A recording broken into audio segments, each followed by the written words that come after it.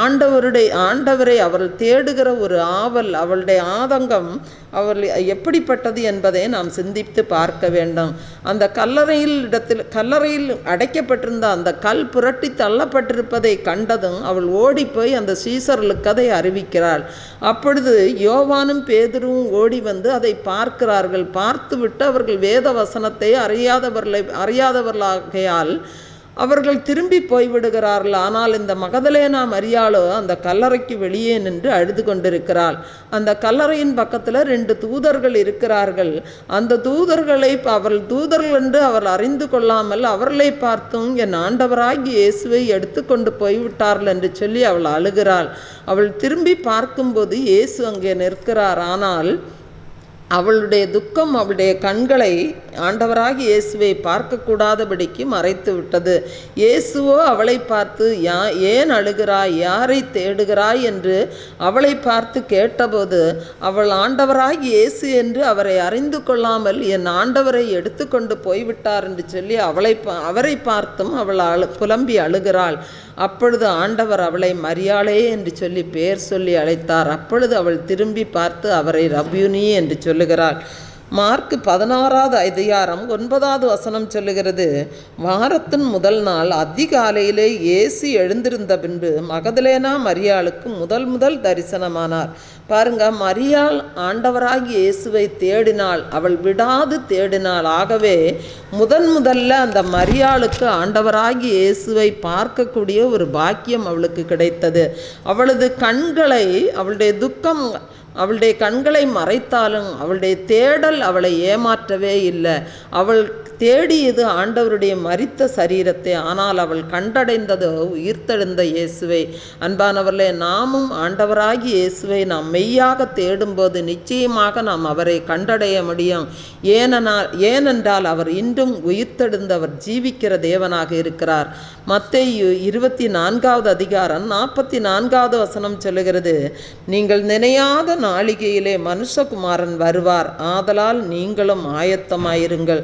அன்பானவர்களே, கர்த்தருடைய வருகையானது மிகவும் சமீபமாக இருக்கிறது. கர்த்தருடைய வருகை எப்பொழுது இருக்கும் என்று சொல்லி நாம் நினைத்து கொண்டிருக்கிறோம். அன்பானவர்களே, நாம் கர்த்தருடைய வருகை மிகவும் சமீபமாக இருக்கிறபடியினால் நாம் எப்பொழுதுமே நாம் ஆயத்தம் உள்ளவர்களாக காணப்பட வேண்டும்.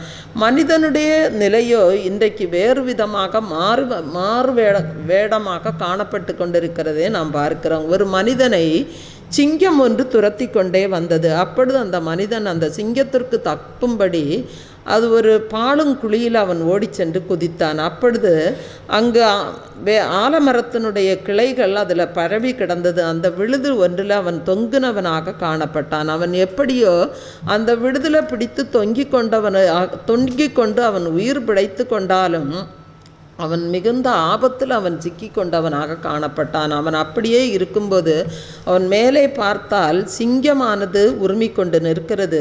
அவன் அந்த பாலுங்குழிக்கில் கீழே பார்க்கும்போது 2 கருணாக பாம்புகள் இவன் எப்பொழுது கீழே விழுவான், இவனை கொத்தலாம் என்று சொல்லி அந்த பாம்புகள் படமெடுத்து ஆடிக்கொண்டிருக்கிறது. இன்னும் அவன் பிடித்து தொங்கிக் கொண்டிருக்கிற அந்த ஆலமர விடுதை எலி ஒன்று கரம்பி அது அருந்து விழுகிற நிலையில் இருக்கிறது.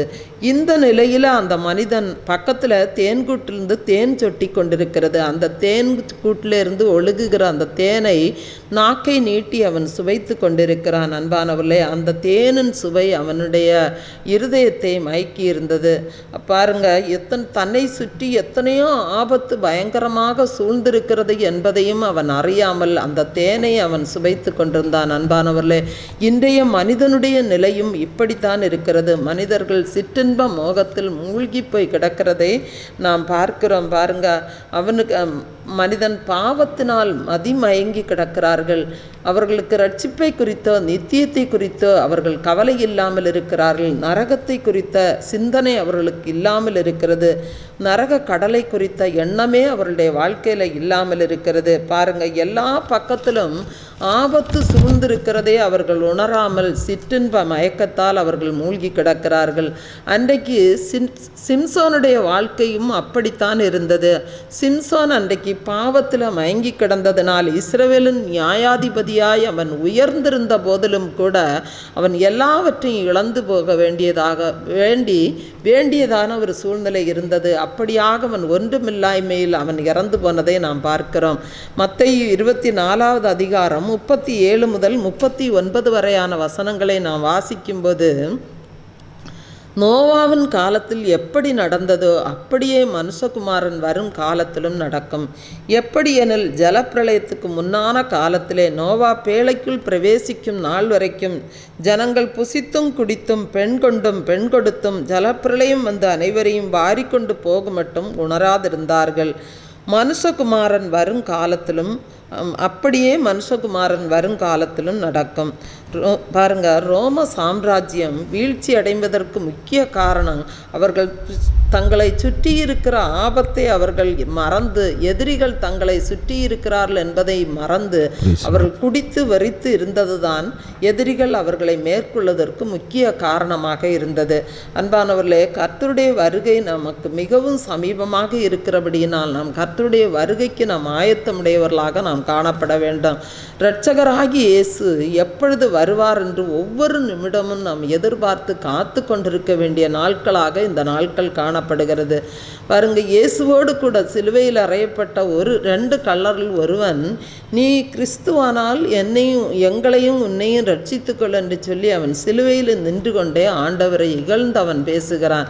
ஆனால் இன்னொரு கள்ளன், இவர் ஒரு பாவமும் செய்யாதவர், நாமோ பாவிகள், நாம் செய்த தவறுக்காக நாம் தண்டனை அடைகிறோம் என்று சொல்லி ஆண்டவராகிய இயேசுவை பார்த்து, ஆண்டவரே, நீர் உம்முடைய ராஜ்யத்தில் வரும்போது அடியேனை நினைத்தருளும் என்று சொல்லி அவன் ஆண்டவரிடத்தில் கேட்டு அவன் ரட்சிப்பை அவன் பெற்றுக்கொள்கிறான். பாருங்க, ஒரு கள்ளன், முதல் கள்ளன் அவன் பாதாளத்துக்குள் செல்லுகிறான். இன்னொரு கள்ளன் ஆண்டவரை ஏற்றுக்கொண்டு அந்த கடைசி நேரத்தில் அவன் நித்திய வாழ்க்கையை அவன் பெற்றுக்கொள்ளுகிறான். பாவத்தை அவன் பாவம் என்று ஒத்துக்கொண்டு அவன் அறிக்கையிட்டு அவன் ரட்சிப்படைந்தான். அவனும் ஆண்டவராகிய இயேசுவை நிந்தித்திருந்தால் அவனும் அன்றைக்கே அழிந்து போயிருப்பான். அன்பானவர்களே, ரோமர் 10வது அதிகாரம் 9வது வசனம் சொல்லுகிறது, கர்த்தராகி இயேசுவை நீ உன் வாயினாலே அறிக்கையிட்டு தேவன் அவரை மரித்தோர்ந்து எழுப்பினார் என்று உன் இருதயத்திலே விசுவாசித்தால் ரட்சிக்கப்படுவாய். பாருங்க, கர்த்தராகி இயேசு உயிர்த்தெழுந்த பின்பு சீசர்களுக்கு தன்னை வெளிப்படுத்தினார். அப்பொழுது அந்த இடத்துல தோமா இருக்கவில்லை. ஆண்டவராகி இயேசுவை நாங்கள் பார்த்தோம் என்று சொல்லி அவர்கள் தோமாவிடத்தில் சொல்லும்போது அவன் அதை நம்பவில்லை. நான் அவரை பார்த்தாலொழிய நம்ப மாட்டேன் என்று சொன்னான். 8 நாளைக்கு பின்பு அந்த சீசர்களிடத்தில் ஆண்டவர் மறுபடியும் வந்து தரிசனமாகிறார். அந்த அறை கதவின் வீடுகள் பூட்டப்பட்டிருந்தது. அந்த இடத்துல அப்பொழுது தோமாவும் இருந்தார். அங்கு ஆண்டவராகி இயேசு வந்து நின்று உங்களுக்கு சமாதானம் என்று சொன்னார். யோவான், அந்த இயேசு தோமாவை பார்த்து சொல்லுகிறார். யோவான் 20வது அதிகாரம் 26 முதல் 29 வரையான வசனங்களை நாம் வாசிக்கலாம். மறுபடியும் 8 நாளைக்கு பின்பு அவருடைய சீசர்கள் வீட்டுக்குள்ளே இருந்தார்கள். தோமாவும் அவருடனே கூட இருந்தான். கதவுகள் பூட்டப்பட்டிருந்தது. அப்பொழுது இயேசு வந்து நடுவே நின்று உங்களுக்கு சமாதானம் என்றார். பின்பு அவர் தோமாவை நோக்கி, நீ உன் விரலை இங்கே நீட்டி என் கைகளை பார், உன் கையை நீட்டி என் விலாவிலே போடு, அவிசுவாசியாயிராமல் விசுவாசியாயிரு என்றார். தோமா அவருக்கு பிரதியுத்தரமாக, என் ஆண்டவரே, என் தேவனே என்றான். அதற்கு இயேசு, தோமாவே, நீ என்னை கண்டதனாலே விசுவாசித்தாய், காணாதிருந்தும் விசுவாசிக்கிறவர்கள் பாக்கியவான்கள் என்றார். அன்பானவர்களே, இயேசு தம்முடைய மரணத்தினாலே பாவத்தை ஜெயித்து உயிர்த்தெழுந்த இயேசுவை மற்றவர்களுக்கு முன்பாக நாம் விசுவாசிப்பது தான் தேவ நீதியாக இருக்கிறது. மனுஷர் முன்பாக தன்னை அறிக்கை பண்ணுகிறவர்களை பரலோகத்தில் இருக்கிற பிதாவுக்கு முன்பாகவும் தேவன் நம்மை அறிக்கை பண்ணுவார். பாருங்க, உள்ளத்தில் நாம் ஆண்டவராகி இயேசுவை விசுவாசிப்பது எளிது. ஆனால் மற்றவர்கள் முன்னிலையில் நாம் அறிக்கை செய்வது நாம் ரட்சிப்பு அடைந்தோம் என்பதற்கு அடையாளமாக இருக்கிறது. நாம் தேவனிடத்திலிருந்து அநேக விடுதலைகளை நாம் பெற்றுக்கொள்ளுகிறோம். ஆனால் அதை நாம் சபை முன்பாக சாட்சி சொல்வதற்கு நாம் தயங்குகிறோம். உயிர்த்தெழுந்த இயேசுவை நமது சாட்சியுள்ள ஜீவியத்தால் நாம் மகிமைப்படுத்துகிறோமா என்று சொன்னால் இல்லை என்று தான் நாம் சொல்ல முடியும். பாருங்க, இயேசு மறுபடியும் ராஜாதி ராஜாவாய் வரும்போது அவரை சந்திப்பதற்கு நாம் ஆயத்தம் உள்ளவர்களாக நாம் காணப்பட வேண்டும். மனுஷன் எந்த காலமும் மற்றவர்களை குற்றம் சுமத்துவது சர்வசாதாரணமாக இருக்கிறது. இது ஆதாம் ஏவாள் காலம் முதலே இருந்து கொண்டிருக்கிறது. தன்னுடைய தவறுக்காக ஆகாப் ராஜா எலியாவின் மேல் குற்றம் சுமத்தினான். பாருங்க, அந்த எலியாவின் பதில் நேரடியானதும் ஆகாவின் இருதயத்தை கண்டிப்பதுமாக காணப்பட்டது. அந்த எலியா ஆண்டவராகி இயேசுவுக்கு பயந்தவனாக காணப்பட்டான். ஆகவே அவன் ராஜாவுக்கு பயப்படாமல் அவன் தனக்கு வர இருக்கிற ஆபத்தை குறித்தும் அவன் அஞ்சாதவனாக எலியாவுக்கு முன்பாக அவன் தான் சொல்ல வேண்டிய அந்த காரியத்தை எந்த விதத்திலும் அவன் கவலைப்படாமல் அவன் ஊக்கமாக தைரியமாக அந்த ஆகாப் ராஜாவோடு சொல்லுகிறதை நாம் பார்க்கிறோம். 1 ராஜாக்கள் 18வது அதிகாரம் 17, 18, 19 வசனங்களை நாம் வாசிக்கும்போது, ஆகாப் எலியாவை கண்டபோது ஆகாப் அவனை நோக்கி, இஸ்ரவேலை கலங்க பண்ணுகிறவன் நீ அல்லவா என்றான். அதற்கு அவன், இஸ்ரவேலை கலங்க பண்ணுகிறவன் நான் அல்ல, கர்த்தரின் கட்டளைகளை விட்டு பாகால்களை பின்பற்றினதனால் நீரும் உம்முடைய தகப்பன் வீட்டாருமே இஸ்ரவேலை கலங்க பண்ணுகிறவர்கள். இப்போதும் கர்மேல் பர்வதத்திலே இஸ்ரவேல் அனைத்தையும் பாகாலின் தீர்க்கதரிசிகள் 450 பேரையும் ஏசபேலின் பந்தியிலே சாப்பிடுகிற தோப்பு விக்கிரகத்தின் தீர்க்கதரிசிகள் 400 பேரையும் என்னிடத்தில் கூட்டிக் கொண்டு வர ஆட்களை அனுப்பும் என்று அந்த எலிசா சொல்லி எலியா தீர்க்கதரிசி சொல்லி அனுப்புவதை நாம் உன்னிப்பாக நாம் கவனிக்க வேண்டும். பாருங்கள், இங்கே ஆகாப் எலியாவின் வார்த்தைக்கு ஆகாப் ராஜா அப்படியே கீழ்ப்படுகிறான். ஏனென்றால் தேசம் ஆதரவற்று கைவிடப்பட்ட நிலையில் இருந்தது. மனுஷ வரலாற்றிலே பதிவு செய்யப்படக்கூடிய மிகப்பெரிய அற்புதம் நடந்தது. தேவனே மெய்யான தேவன் என்பதை நிரூபிக்கும் வகையில் அந்த எலியா தீர்க்கதரிசி வைராக்கியத்தோடு நின்று கொண்டிருந்தார். அன்பானவர்களே, பாகாலின் தீர்க்கதரிசிகள் எல்லாருமே அழிக்கப்பட்டார்கள். அப்பொழுது தேசத்துக்காக தேவன் மனதுருகினார். பாருங்க, இன்று பல இடங்களுக்கு மனிதர்கள் பயணம் சென்று தெய்வத்தை காண முயற்சிக்கிறார்கள். மலைகளிலும் குன்றுகளிலும் போகக்கூடாத இடங்களுக்கெல்லாம் ஏறி இறங்கி தெய்வத்தை காண மனிதர்கள் பிரயாசப்படுகிறார்கள். ஆனால் உபாகமம் 4வது அதிகாரம் 7வது வசனம் சொல்லுகிறது, நம்முடைய தேவனாகிய கர்த்தரை நாம் தொழுது கொள்ளுகிற போதெல்லாம் அவர் நமக்கு சமீபமாய் இருக்கிறது போல தேவனை இவ்வளவு சமீபமாய் பெற்றிருக்கிற வேறே பெரிய ஜாதி எது? அன்பானவர்களே, நாம் எந்த இடத்திலிருந்து நாம் தேவனை நோக்கி கூப்பிட்டாலும் அவர் நமக்கு அருகாமையிலேயே இருக்கிறார். அவர் நமக்கு செவி கொடுக்கிற ஒரு தேவனாக இருக்கிறார். அப்போஸ்தலனாகிய பவுல் ஊழியம் செய்து கொண்டிருந்த போது அவருக்கு மிகப்பெரிய ஒரு இக்கட்டான சூழ்நிலை வந்தது. அப்பொழுது ஆண்டவராகிய இயேசு அவருடைய அருகில் நின்று அவரை தேற்றி சொல்லுகிறார். அப்போஸ்தலர் 23:11 நாம் வாசிக்கும்போது, அன்று ராத்திரியிலே கர்த்தர் பவுலின் அருகே நின்று, பவுலே திடன்கள், நீ என்னை குறித்து எருசலேமிலே சாட்சி கொடுத்தது போல ரோமாவிலும் சாட்சி கொடுக்க வேண்டும் என்றான். பாருங்க, சங்கீதக்காரன் தாவீது சங்கீதம் 139:3 சொல்லுகிறார், நான் நடந்தாலும் படுத்திருந்தாலும் என்னை சூழ்ந்திருக்கிறீர் என்று சொல்லுகிறார். அன்பானவர்களே, இம்மானுவேலனாகி இயேசு எப்பொழுதும் அவர் நம்மோடு கூடவே இருக்கிறார். ஆகவே தேவனை இவ்வளவு சமீபமாய் பெற்றிருக்கிற நாம் பாக்கியவான்கள். ஒரு பாடலை கூட நம் கரங்களை தட்டி உற்சாகமாக பாடலாம்.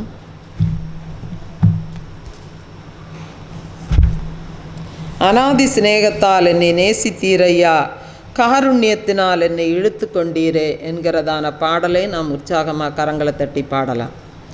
அநாதி சிநேகத்தால் என்னை நேசித்தீரையா, காருண்யத்தினால் என்னை இழுத்து கொண்டீரே. அநாதி சிநேகத்தால் என்னை நேசித்தீரையா, காருண்யத்தினால் என்னை இழுத்து கொண்டீரே. உம் அன்பு பெரியது, உம் இரக்கம் பெரியது, உங்க கிருபை பெரியது, உங்க தயவு பெரியது. உங்க அன்பு பெரியது, இரக்கம் பெரியது, உங்க கிருபை பெரியது, உங்க தயவு பெரியது. அநாதி சிநேகத்தால் என்னை நேசித்தீரையா, காருண்யத்தினால் என்னை இழுத்து கொண்டீரே, அநாதி சிநேகத்தால் என்னை நேசித்தீரையா. நியத்தினால் என்னை இழுத்து கொண்டீரே, அநாதையாய் அலைந்த என்னை தேடி வந்தீரே, அன்பு காட்டி அரவணைத்து காத்து கொண்டீரே. அநாதையாய் அலைந்த என்னை தேடி வந்தீரே, அன்பு காட்டி அரவணைத்து காத்து கொண்டீரே. உங்க அன்பு பெரியது, இரக்கம் பெரியது, உங்க கிருபை பெரியது, உங்க தயவு பெரியது. உங்க அன்பு பெரியது, உங்க இரக்கம் பெரியது, உங்க கிருபை பெரியது, உங்க தயவு பெரியது. அநாதி சிநேகத்தால் என்னை நேசித்தீரையா, காருண்யத்தினால் என்னை இழுத்து கொண்டீரே, அநாதி சிநேகத்தால் என்னை நேசித்தீரையா, காருண்யத்தினால் என்னை இழுத்து கொண்டீரே. நிலையில்லாத உலகத்தில் அலைந்தேன் ஐயா, நிகரில்லாத இயேசுவே அணைத்து கொண்டீரே. நிலையில்லாத உலகத்தில் அலைந்தேன் ஐயா, நிகரில்லாத இயேசுவே அணைத்து கொண்டீரே.